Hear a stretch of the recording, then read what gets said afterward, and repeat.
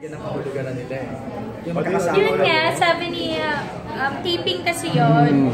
After, sabi ni Sarah, ang saya nila, no? Sabi ko kay Sarah, oo nga, ibigay na natin. Ay, gano'n. At hindi namin maiiwasan yun. Kasi sabi ko nga, konti lang namin sa ASAP ng mga artista. So, magkakasama talaga kami sa isang prod. Hindi kami pwedeng umayaw because trabaho yun, di ba? Pero hindi namin intention na mag-ingay or, di ba, parang gano'n. Like, wala lang kaming magawa. Kasi, nandun kami sa isang show. Pero verbally, nag-joke ka ng tatlo yun? Oo naman. Talaga?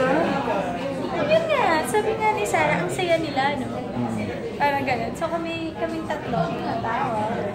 Ikaw po, mature. Diba, di ba kayo happy to see us na lahat kami happy at nag-grow at sa mga personal na buhay namin o career namin, magaganda lahat ang nangyayari, diba? So, I would say, meron ko ba kang willing to work with them in the future?